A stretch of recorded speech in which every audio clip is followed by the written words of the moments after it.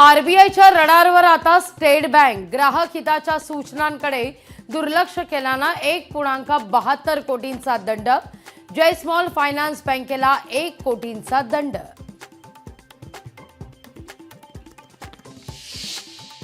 सिंहगड किल्ल्याकरता निधी मंजूर, सिंहगड किल्ल्याकरता नवा आराखडा देखील मंजूर। नाशिकमध्ये अवकाळी पावसाचा धुमाकूळ, पावसामुळे 240 झाडांची पडझड। मराठवाडा आणि उत्तर महाराष्ट्राला अवकाळीचा तडाखा, पावसामुळे शेतकऱ्यांचा तोनात नुकसान। नवी मुंबईत 24 तास पाणीपुरवठा राहणार बंद, पाणी जपून वापरण्याचं आवाहन।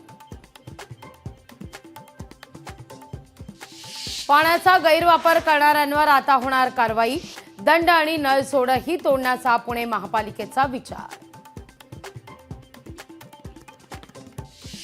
अमरावती शहरातील पाणीपुरवठा उद्या होणार पूर्ववत, जलवाहिनीच्या दुरुस्तीचं काम संध्याकाळपर्यंत पूर्ण करण्याचा मानस। पुणे विमानतळावरील हवाई वाहतूक सुरळीत, सोमवारी पुणे विमानतळावरून 156 विमानांचं उड्डाण। वाशिम शहरात 2 गटात दगडफेकीत अनेक जण जखमी, पोलिसांनी घटनास्थळी धाव घेतल्यानं परिस्थिती नियंत्रणात। अल्पवयीन मुलीवर अत्याचार करणाऱ्या 20 वर्षीय तरुणाला अटक, पनवेलच्या उल्बे परिसरातील घटना। पोलीस कर्मचाऱ्याकडून एसटी चालकाला मारहाण, गाडी ओव्हरटेक करण्याच्या कारणास्तव मारहाण।